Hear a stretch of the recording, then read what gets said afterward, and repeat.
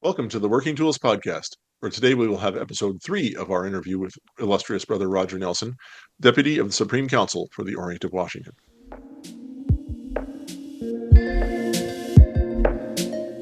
Ladies and gentlemen, brethren all, welcome to the Working Tools Podcast, a casual conversation around Freemasonry. First, it's important to note that our thoughts and opinions are our own and do not reflect those of our Grand Lodge or respective craft or concordant bodies. Please connect with us and ask questions via our website at theworkingtoolspodcast.com.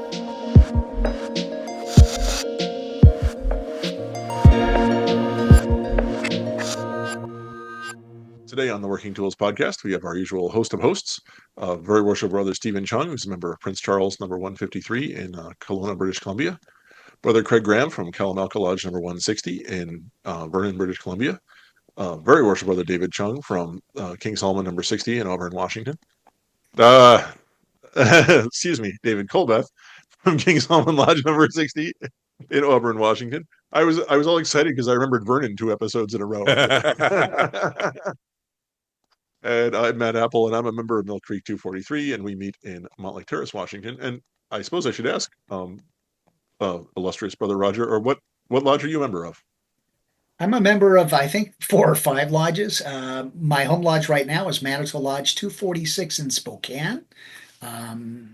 Also a member of Fairweather Lodge in Tacoma and Eastern Washington Lodge of Research in Spokane and Esoterica Lodge in Seattle. I noticed at the district meeting the other day that the deputy's briefing said that the Eastern Washington Lodge of Research is the only lodge of research in the jurisdiction. That is so not true. I was going to, as a member of Walter F. Meyer, I almost stood up and said, wait a minute, but I decided it wasn't. I know. He obviously didn't do a research paper on Walter F. Meyer. Well, thank you, sir, for coming on our show for a third time. We only find so many people who are that much of a glutton for punishment, but for those who might not be so familiar with the Scottish Rite system, I feel like I keep saying that there are 3 degrees of Blue Lodge Masonry, which are the Entered Apprentice, Fellow Craft, and Master Mason, and then there are 29, I guess 30 if you count the 33rd degree, additional degrees in the Scottish Rite system. We had some episodes previously where we were interviewing people about York Rite, and I know York Rite is organized into sort of 3 distinct bodies, but being a Scottish Rite Mason, my experience with Scottish Rite is that is not really the case, although there are these 4 bodies, but they're all sort of lumped together. And what's up with that, I guess? Well, these are not lumped together. All of the business is done in the Lodge of Perfection. Degrees 4 through 14 are the Lodge of Perfection. And so once you get your 14th degree, you are allowed to attend business meetings and attend. You don't get your cap until you become a 32nd degree Mason. But we certainly want our Masons to start attending as quickly as possible. I don't know if that helps. So a cap? Am I being deprived of a cap? No, Steve. Well, it's possible, Steve, you called it a hat, and that could be why they didn't give you a prayer cap, is because you called it a hat. No, I never got a hat or a cap or anything when I became a 32nd degree. We got a jewel and something that hangs around the neck, I think, is what we've got, right? Yes. Could be the difference in grand jurisdictions. I can't speak to that. You have to take that up with your grand commander. All right. I think he's going to. So I thought that I misunderstood too, that I thought that each grouping, the Lodge of Perfection, the Rose Croix, the Council Kadash, and the Consistory, would conduct meetings each month, 3 times a year, basically, or whatever. So we have I encourage each body to open up at least twice a year, but all business must be conducted in the Lodge of Perfection. Okay. And unfortunately, most of our bodies have gotten to the point where they just open by proclamation, when actually, if you go into the ritual book, the monitor book, there are wonderful rituals in there, but more often than not, unfortunately, they just try to do it by proclamation. Um, they really are beautiful openings and each of the offices, and that's a great way to keep our brothers engaged because um, that is the nature of what we do, right? I mean, if you're not keeping your brothers involved at some level, they're going to drift away. So I know, for instance, in Spokane and Tacoma, each of those bodies opens at least twice a year, and then hands over to the Lodge of Perfection. The Lodge of Sorrow, for instance, never closes. That's always open because you need to be able to conduct Rose Croix funeral services, for instance. Yeah, that's another difference I'm just cluing into. We don't have a Council of Kadash. We have the Lodge of Perfection, the Rose Croix, and the Consistory. Now, our Rose Croix and our Consistory, they open their own meetings. They have their own scheduled meetings throughout the year as well, right? They don't meet as often, like as every month as our Lodge of Perfection does. But what is the Council of Kadash? I think that's the degrees. That's the 19th to the 30th. 30th. Okay.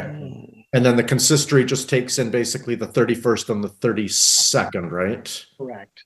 Yeah. I've seen in some older books, Council of Kadash actually referred to as Philosophical Lodge as well, but I don't know that that's been used anywhere locally in any recent history.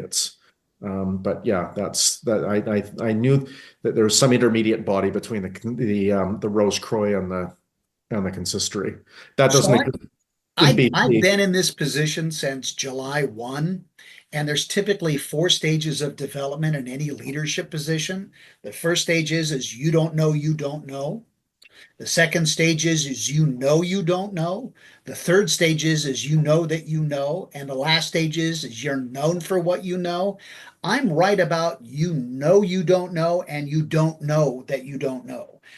I'm right between those two. So if you're looking for a lot of deep answers about the body of the Orient of Washington and Scottish Rite, that's why I tried to forewarn you before we got into this. Yeah, that's okay.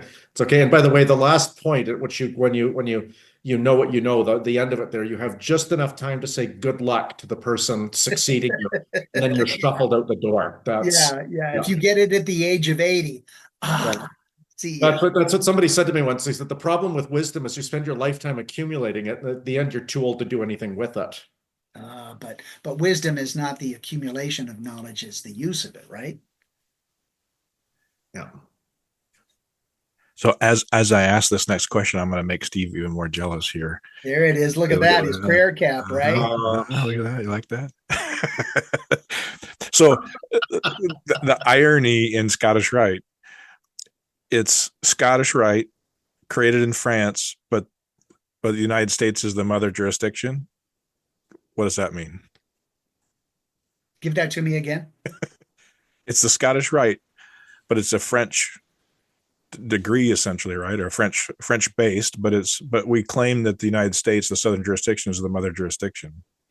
Yeah, the pedigree is riddle me that. complicated. I recommend that you write to Dr. Arturo de Hoyos and fill his Facebook message box with as many different questions as possible because it is somewhat complicated. And he has all the answers. I could sit and listen to him for hours at a time. One of my most wonderful experiences last August was the tombs tour that he did at the House of the Temple. He found some of the oldest books, and a lot of them were quite large. So it was literally like tombstones tomes. It was just, they were huge, and he knew everything about them and the content, not just about them, but also the content.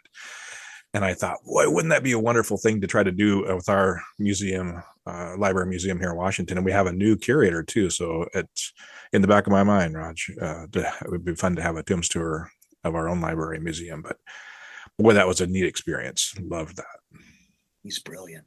If anyone ever has the chance and is in Washington, D.C., please avail yourself of a tour of the House of the Temple.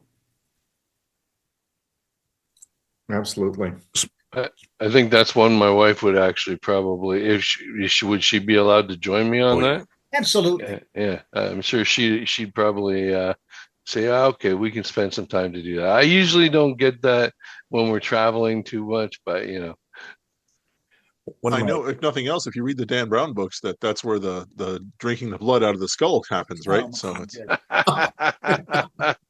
Well, speaking of authors and whatnot, I think Dave had another question about I was gonna, yeah. Before I get there, speaking of your tour in Washington, though, they talk about as they go through the House of the Temple, the library. Is it the Lincoln Library they call it now, or I can't remember what the library name is. It's one of my profile pictures at the background, but that was the House of the Temple was one of the first Libraries, yeah, public libraries in the United States. yeah. Pike's personal collection of books, he opened up to the general public to come in and use his books, and that library is still open to the general public.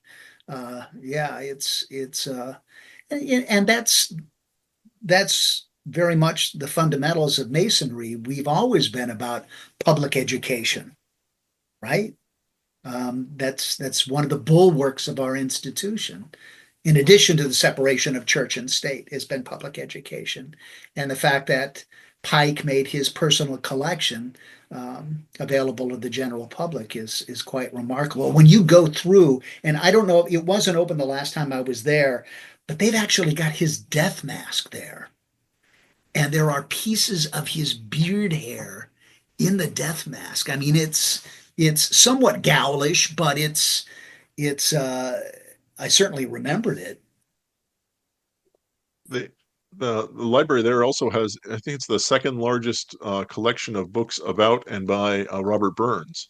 There's a big Robert Burns collection Oh, there. huge collection. Yeah. As a member of a lodge that was at one point Robert Burns Lodge, I happened to mention that to them, and they're like, "Well, you have to see the Burns Library," and so they took me to this whole separate room that was just books by and about Robert Burns. It was pretty cool. Yeah, this was one of the world's largest collections of Burns books. And when that person died, they donated it to the House of the Temple, and it's almost an entire room. Yeah. So we sort of started this talking about degrees. It's probably like choosing your favorite child, but do you have or your favorite spouse? Do you have a do you have a favorite degree, or is there a? Wow. Wow. Wow. That's easy So one. yeah, so I have to be careful what's monitorial and what's so there's a particular one of the terminal degrees that my father gave me in Tacoma, okay, and he has a deep voice, and he has a very cartoonish, he was very thin, he was thin as a rail, and he wore this tuxedo and he had a clip-on tie, bless his heart, and but a very deep voice. And he's asking me this question, and he said, "Have you, since you took your Master Mason degree, and I'm paraphrasing, have you ever taken the name of thy Lord God in vain?" And a hush falls over this packed lodge room. And my father and I built cars together. And there's a reason they call it knuckle busting. And I started to sweat. And I don't want to lie. And my father knows because he's been working on cars with me. And I said yes. And my knees were going to start knocking. I was so nervous. And I said yes, and there was like this audible, like the air got sucked out of the room when I said that, right? Like people were shocked, like, and my father said, "Do better." And so every time I see that degree now and somebody gives the obligation, I get tears in my eyes because I hear my father's voice. So yeah, the 14th degree is probably one of my favorite, but the 15th degree, when they talk about the rebuilding of King Solomon's temple, is It is a wonderful piece of drama and talks about some of um, the most base human fundamental defects of character, of greed and avarice and fear, and how easy it is to fall victim to those. Um, and how Zerubbabel doesn't, even when he can have the Ark of the Covenant restored to him and the instruments of worship, uh, and the captives freed, uh, and mounds of gold, if he'll just give the secrets of a master mason, and he refuses to do so. He'd rather, remain in captivity. And it's a wonderful degree. And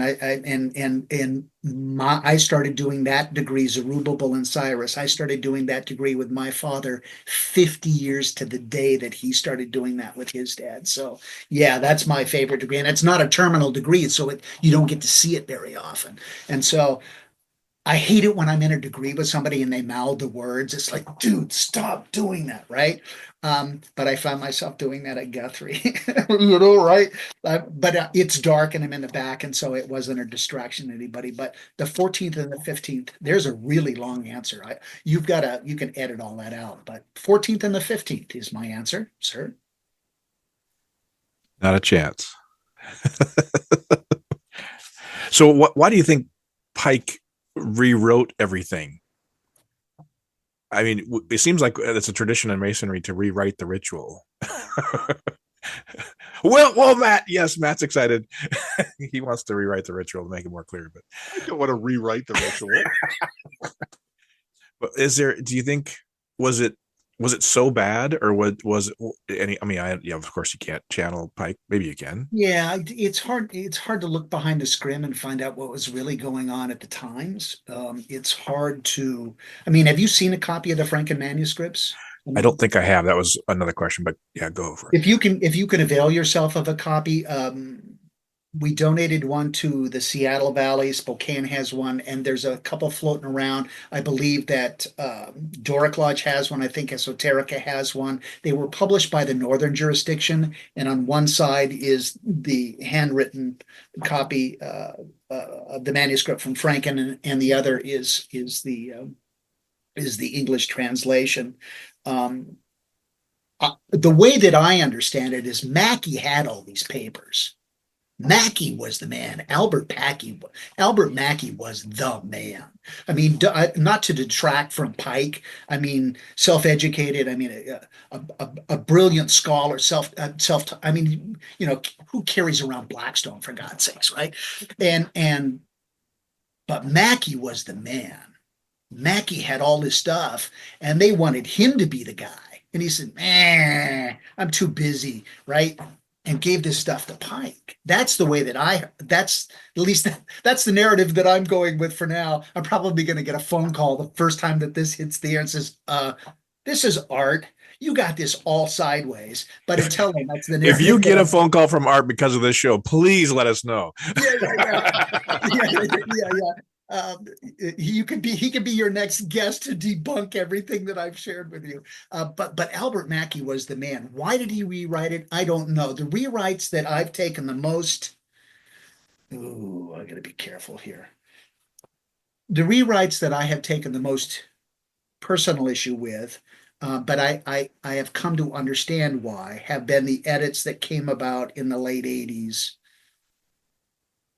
to reduce the length of the scripts. And that was largely done by Rex, illustrious brother Rex Hutchins, who wrote Bridge to Light, by the way. A brilliant scholar. We lost him last year. I believe he was what a mark. I've got to tell you a quick story about Rex Hutchins. This is a wonderful anecdote, and this is. So you probably, are any of you guys old enough to remember Columbo? Sure. So Columbo clothes with Columbo clothes. Yeah. So in that wonderful car and the cigar hanging out of his mouth. So there was a Scottish Rite leadership conference in Bellevue about, I don't know, 9 years ago. And I'm out in the hallway trying to buttonhole Art de Hoyos. I'm like a little, can I have your autograph? I was so excited to see Art de Hoyos. I couldn't find the guy. And there's one seat left for this one session, and it's in the front row. So I go up there, and it looks like I'm sitting next to this homeless guy dressed in a Columbo coat, and his hair's going like in 6 different directions. And he's got this old school, like pencil scribe compass, right? And he's got this piece of paper, and he's sitting here and he's, carefully doodling. And I look over at him and he cocks his eyes sideways. And he's got like 4 days growth of beard. And he says, "Yes, it's sacred geometry. It calms me." And this guy next to me goes, "That's Rex Hutchins." That's a true story. It's one of the most brilliant Masonic minds we have, but he was definitely eccentric. Speaking of amazing Masonic minds, we haven't had an opportunity yet to get illustrious, most worshipful Bill Miller on the show yet. But if there's an opportunity here before, I have a couple of other questions too, but I didn't want to miss an opportunity to have you talk about him a little bit. We were talking in the Blue Room about whether I was recording our conversations or not, and it was alluded that I have my ways, and I was at the last Conference of Grand Masters in Seattle, and we were trying to get Most Worshipful Bill, illustrious Bill, to come on in our little humble podcast show that Matt and I were doing and talk with us. And he said, "Oh, I don't remember anything. I can't tell you any stories." And I just opened my phone and hit record, and away he went. And 25 minutes later, he was still telling stories. And what a great, I have that recording. I think I sent it to you for your pleasure, but I never talked with the guys about possibly releasing that. And there was a few things on there that maybe shouldn't have been public, but you should probably let Bill know and have him sign off, since legally we are a two-party consent state.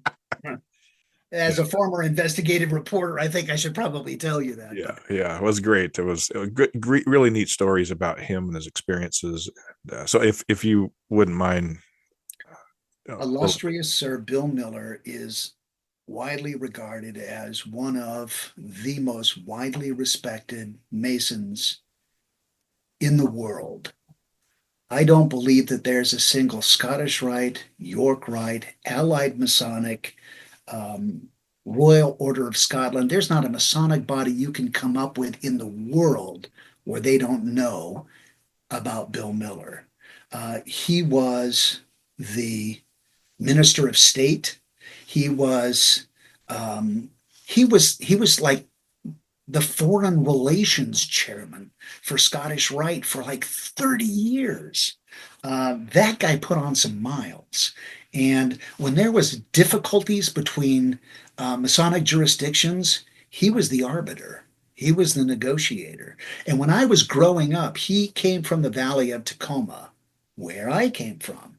And when I met him for the first time, he scared the heck out of me because he was always so serious and so crisp. Yeah, and many years later, I found out how gushy he was on the inside. He's one of the sweetest. What a wonderful man. What a wonderful man. Yeah, that would do anything incredible. For you. He is. My first experience of Conference of Grand Masters was actually in Vancouver, BC, and I was deputy at the time and tagging along trying to find my way, and annoying Al, Most Worshipful Al Jorgensen, annoying him, and Al's my mentor. He's the first Mason I met, and I was just asking questions, and we were riding up the escalator, and I think it was Al, and I think Zane was with us, and Bill Miller was standing next to me, and Bill's a little shorter, and so he was on the step ahead of me, so we were about eye level, and I was peppering him with questions, and he kind of turned to me and said, "You ask a lot of questions." "I'm sorry, Most Worshipful." He said, "No." He said, "That's okay. You keep asking your questions." But yeah, you would not want to play poker with Bill Miller for sure. Oh no, very deadpan. Yeah, very deadpan. There's. I think Grand Commander Cole would be okay with this, but Grand Commander Cole, he was elected Grand Commander at a relatively young age, or elected to the council at a relatively young age, like at 50. And for the Supreme Council, that's a young age, right? And I'm told the way that it went is Bill Miller um, told illustrious Sir Ronnie Seal, "Do you know how long I'm going to have to put up with this guy?" But he and Grand Commander Cole have become very close friends. I mean, the brain trust of those individuals, and honestly, that's obviously to get to. They're all past grandmasters, and they are some very, very bright men. Both, all in their careers and in their lives civically and in commerce and Bill certainly in his career at Boeing and Al in the Air Force, Al Jorgensen. I mean, goodness sakes, Al Al is, boy, you talk about a different personality. I, I've seen Al has seen some stuff in Scottish Rite in Washington State, and I've never seen him lose his cool. You know what I mean? Unflappable, unflappable. So just for the record, Al Jorgensen was your predecessor as head honcho for Washington, and was Bill his predecessor, or was there someone He else in between? was. He was. Yeah. Bill Miller for about 30 years and Al Jorgensen for, I think, 13 or 14. Yeah. And was it that they changed the age limit? They increased it to 80? Was that correct?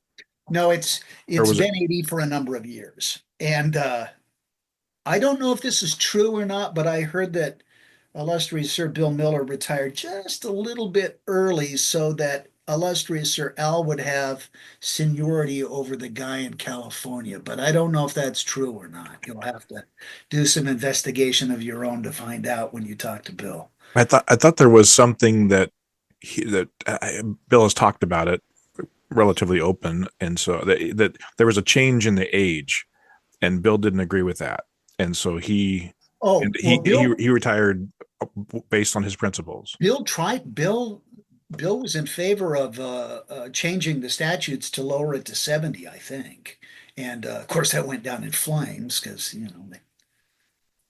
they want to hold on to their seats. I guess I don't know. Yeah.